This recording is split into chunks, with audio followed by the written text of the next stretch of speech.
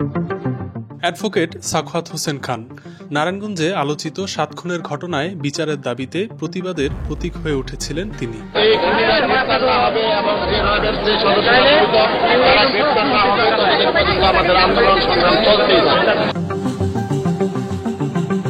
ছাত্রজীবনেই জিয়াউর রহমানের আদর্শের রাজনীতির সাথে যুক্ত হয়েছেন।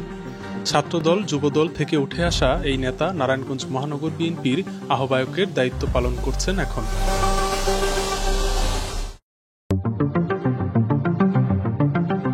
সাখাওয়াত হোসেনের গ্রামের বাড়ি মুন্সিগঞ্জ। তিনি যখন স্কুলের ছাত্র তখন মুন্সিগঞ্জের সেই স্কুলে গিয়েছিলেন জিয়াউর রহমান। জিয়াউর রহমানের বক্তব্য শুনে ও তার ব্যক্তিত্বে মুগ্ধ হয়ে যান। তখন বিএনপি গঠিত না হলেও জিয়াউর রহমানকে তার আদর্শ হিসেবে গ্রহণ করেন সাখাওয়াত হোসেন। শুরুতে পদ পদবি না থাকলেও বিএনপির বিভিন্ন সভা সমাবেশে নিয়মিত যেতেন। এরপর ছাত্রদল ও যুবদলের সাথে যুক্ত হন তিনি। জিয়াউর রহমান যে সময় দেশের উন্নয়নের জন্য, দেশের কল্যাণের জন্য বিভিন্ন দিকে সফর করতেছিলেন এবং খাল কাটা সহ বিভিন্ন কর্মসূচি পালন করতেছিলেন। তো আমি ওই সময় মুন্সিগঞ্জের উচ্চ বিদ্যালয়ের একজন ছাত্র ছিলাম। উনি খাল খনন করার জন্য মুন্সিগঞ্জে যায় এবং সেখানে স্কুলের পক্ষ থেকে শিক্ষকদের সাথে আমরা সেই খাল খননের অংশগ্রহণ করি।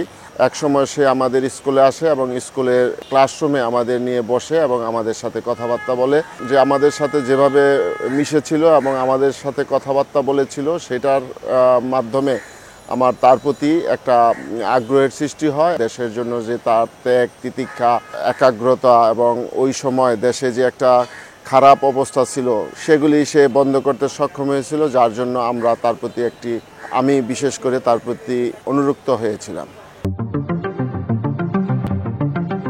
উচ্চশিক্ষার জন্য নারায়ণগঞ্জে এসে ভর্তি হন তোলারাম কলেজে। পড়াশোনায় মনোনিবেশ করে সাধারণ কর্মী হিসেবে বিএনপির রাজনীতি শুরু করেন। তোলারাম কলেজে পড়াশোনা করা অবস্থায় কোনো পদপদবি না থাকলেও বিএনপির সভা সমাবেশে নিয়মিতই যেতেন।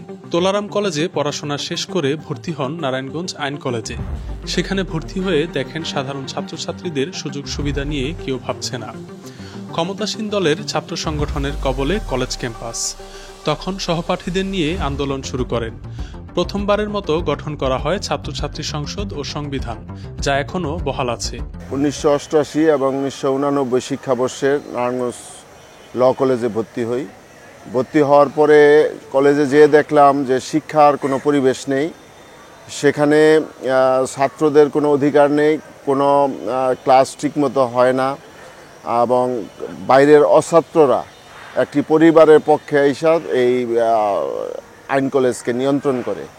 ওই সময় আমরা কয়েকজন মিলে, আমরা বন্ধুবান্ধব যারা ছিলাম, আমরা দেখলাম যে এটা ছাত্রদের অধিকার আদায়ের জন্য এবং কলেজটা ঠিকমতো যাতে চলে তার জন্য আমরা ঐক্যবদ্ধ হইলাম এবং একটা কমিটি গঠন করলাম। সেই কমিটির মাধ্যমে আমরা এই নারায়ণগঞ্জ আইন কলেজে যাতে একটি ছাত্রছাত্রী সংসদ গঠিত হয় তার কল্পে আমরা একটি সংবিধান প্রণয়ন করি এবং সেই সংবিধান প্রণয়নের পরে এই আইন কলেজে একটি ছাত্রছাত্রী সংসদ গঠিত হয় এবং সেই ধারাবাহিকতায় এখনও নারায়ণগঞ্জ আইন কলেজে ছাত্রছাত্রী সংসদ বিদ্যমান আছে।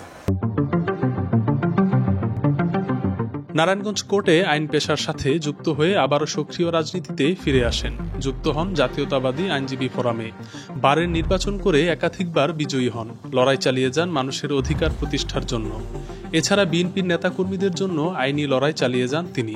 99 সনে আপনার ওই সময় আমাদের বিচারপতি টি.এস. খান কেন্দ্রীয় আইনজীবী ফোরামের সভাপতি।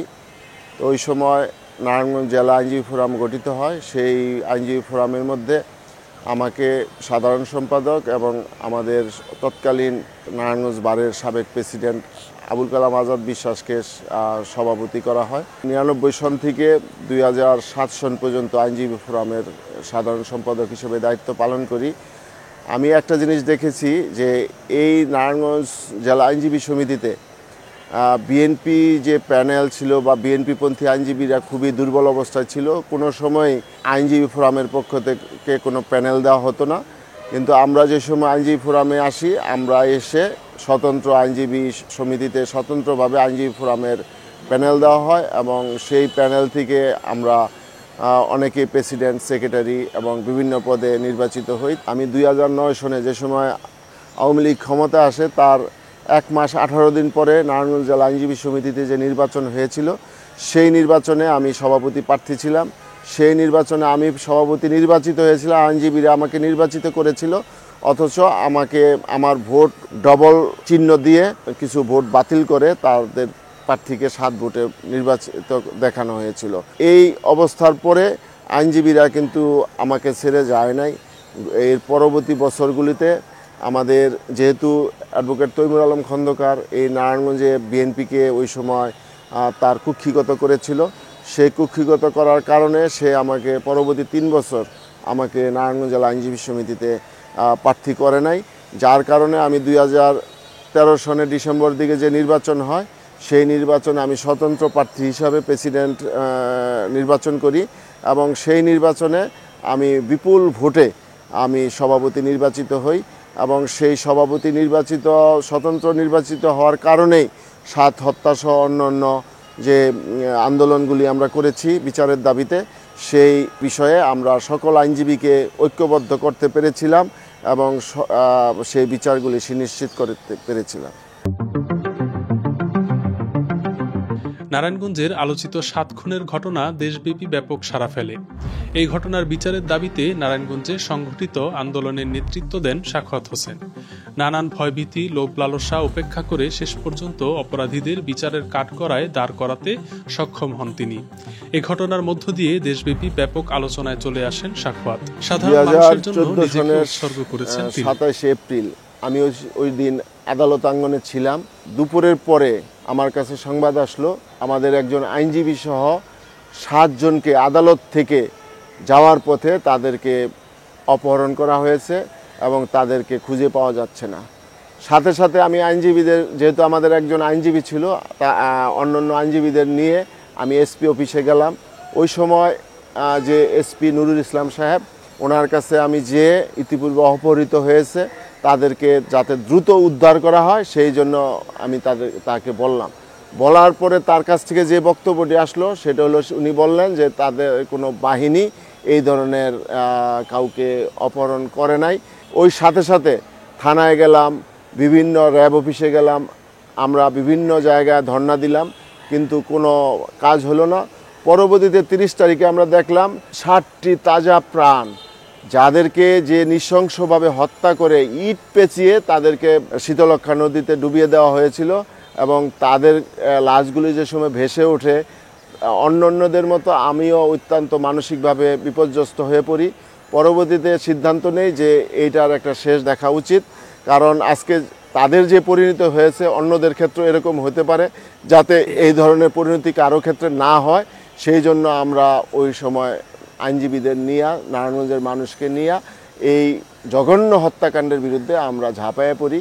আমরা প্রথমে আদালত আঙ্গনে বর্জন করি, এই রাজপথ অবরোধ করি, পরবর্তীতে হরতাল করি, প্রায় 2 মাস আদালত বর্জন করি।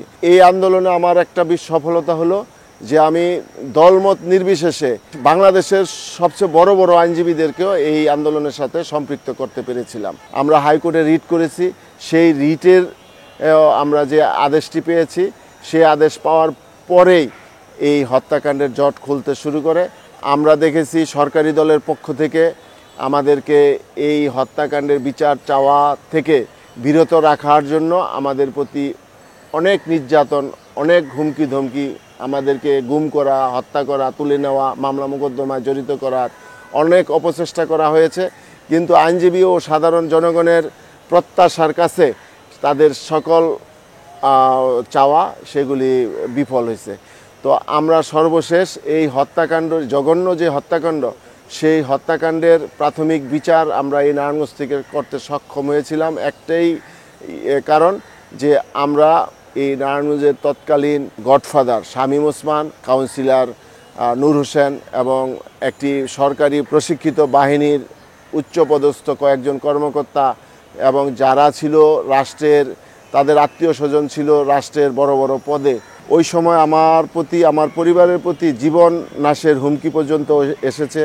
বহুবার আমাকে তুলে নেওয়ার চেষ্টা হয়েছে এবং আর্থিকভাবে প্রলোভন দেখানো হয়েছে। সকল ভয়, ভীতি, আর্থিক প্রলোভনের ঊর্ধ্বে উঠে সেদিন আমরা এই 7 খুনের যারা করেছিল তাদের বিপক্ষে দাঁড়িয়েছিলাম এবং সেই বাধাবিঘ্ন পেরিয়ে আমরা এই হত্যাকাণ্ডর বিচার করতে সক্ষম হয়েছি এবং আমরা আশা করি অবিলম্বে এই হত্যাকাণ্ডের যে আপিলের যে রায় সেটা দ্রুত বাস্তবায়িত হবে এবং দ্রুত সাজা কার্যকর হবে।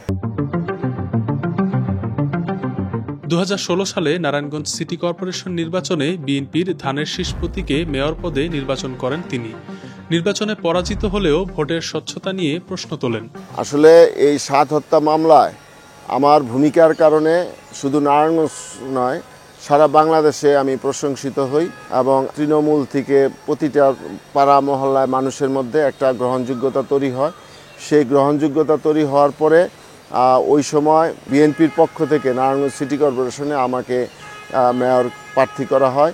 সেই নির্বাচনে সকল নেতাকর্মী এবং নারায়ণগঞ্জের আপামর মেহনতি মানুষ এবং সকল পেশার মানুষের অকুণ্ঠ সমর্থন পাই। ফ্যাসিস্ট সরকার কোনো সময় সুষ্ঠু নির্বাচন করতে দেয় নাই। তো ওই সময় যেহেতু সুষ্ঠু নির্বাচন হয় নাই এবং নির্বাচন করতে দেওয়া হয় নাই, সেই সময় আমাকে তারা পরাজিত দেখিয়েছিল এবং জনগণ সেটা বুঝতে পেরেছিল যে নির্বাচনে যে কারচুপি হয়েছে সেটা বুঝতে পেরেছিল। দীর্ঘদিন ধরেই নারায়ণগঞ্জ মহানগর বিএনপির আহ্বায়কের ভার সামলাচ্ছেন সাখাওয়াত। স্বৈরাচার শেখ হাসিনার শাসনামলে হামলা মামলা উপেক্ষা করে লড়াই করে গেছেন তিনি। এই ফ্যাসিস্ট শেখ হাসিনা সরকারের আমলে আমাদেরকে কোনো রাজনৈতিক কর্মসূচি নির্বিঘ্নে করতে দেওয়া হতো না। কর্মসূচি পালন করতে যেয়ে আমরা অনেক নির্যাতনের শিকার হয়েছি। পুলিশ গ্রেপ্তার করেছে, শামীম ওসমানের ক্যাডারদের দ্বারা নির্যাতিত হয়েছি। আমাকে বহুবার গ্রেপ্তার করা হয়েছে। যেই সকল মামলা দেওয়া হয়েছে, আমি যদি আইনজীবী না হতাম তাহলে তো আরও বেশি আমাকে জেল খাটতে হতো। একবার 2 মাস জেল খেটেছি, পরবর্তীতে বিভিন্ন সময় কোনো সময় 15 দিন, 20 দিন, 1 মাস এরকমভাবে বেশ কয়েকবার জেল খেটেছি। এই জেলের জীবনটা অত্যন্ত দুর্বিষহ। জেলখানায় আমাদের নিয়ে, আমরা কিন্তু কোনো মৃত্যুদণ্ডপ্রাপ্ত আসামিও ছিলাম না, আমাদেরকে নিয়ে ডেথ সেলের মধ্যে রাখা হতো। আমাদের বাইরের আলো বাতাস আমাদেরকে দেখতে দেওয়া হতো না। 2022 সনে নারায়ণগঞ্জে একটি র্যালি ছিল। সেখানে মহানগরীর সকল ইউনিট থেকে এবং জেলার সকল ইউনিট থেকে বিএনপির নেতাকর্মীরা খণ্ড খণ্ড মিছিল নিয়ে যে সময় ওই আলী আহমদ চুনকা পাঠাগারের সামনে এসে জড়ো হচ্ছিল, প্রশাসন এবং আওয়ামী লীগের সন্ত্রাসী গুন্ডা বাহিনী মিছিল যাতে আমরা না করতে পারি, র্যালি যাতে না করতে পারি, কোনো রাজনৈতিক কর্মসূচি যাতে পালন করতে না পারি, তার জন্য আমাদেরকে বাধা সৃষ্টি করে গুলিবর্ষণ করা হয়। গুলিবর্ষণ করার পরে আমরা যে সময় এটা প্রতিবাদ করছিলাম, ওই সময় আমাকে টার্গেট করে পুলিশের পক্ষ থেকে গুলি করা হয় এবং আমি সরে যাওয়ার কারণে আমার সাথে থাকা শাওন গুলিবিদ্ধ হয়ে সাথে সাথে মৃত্যুবরণ করে। এবং শুধু শাওন এদিন গুলিবিদ্ধ হয় নাই, আমিও গুলিবিদ্ধ হয়েছিলাম এবং প্রায় 300 বিএনপির নেতাকর্মী সেদিন গুলিবিদ্ধ হয়েছিল এবং বিভিন্নভাবে আহত হয়েছিল। এরকম পরিস্থিতি গত 15 বছর বহুবার পড়েছি এবং বহু ধরনের এরকম পুলিশি নির্যাতন, সরকারি দলের নির্যাতন সহ করেই আমরা আমাদের দলকে, আন্দোলন সংগ্রামকে এগিয়ে নিয়ে গিয়েছি, যার ফলশ্রুতিতেই গত 5ই আগস্ট যে ছাত্র জনতার যে বিপ্লব হয়েছে, সেই বিপ্লবে আসলে আমাদের ভূমিকা কী ছিল এটা সারা বাংলাদেশের মানুষই জানে। নারায়ণগঞ্জে আমরা ছাত্র জনতার আন্দোলন যাতে বেগবান হয় সেটার জন্য আমরা আমাদের নেতা তারেক রহমানের নির্দেশনায় আমাদের সর্বোচ্চ শক্তি নিয়োগ করে আমরা রাজপথে থেকেছি এবং রাজপথে থেকে ছাত্র জনতার পক্ষে কাজ করেছি এবং এই 5ই আগস্টের বিজয় ছিনিয়ে এনেছি। এখন 5ই আগস্টের পরে অন্তর্বর্তীকালীন সরকার প্রতিষ্ঠিত হয়েছে। অন্তর্বর্তীকালীন সরকারের প্রতি আমাদের চাওয়া হলো এদেশের গত 15 বছর যে জঞ্জাল সৃষ্টি হয়েছে এবং সকল অর্গানগুলিকে যেভাবে দলীয়করণ করে দুর্নীতির মাধ্যমে নষ্ট করে দেওয়া হয়েছে, সেটা প্রকৃত রূপে ফিরিয়ে আনা এবং ফিরিয়ে এনে এই বাংলাদেশে একটি সুষ্ঠু নির্বাচনের ব্যবস্থা করা।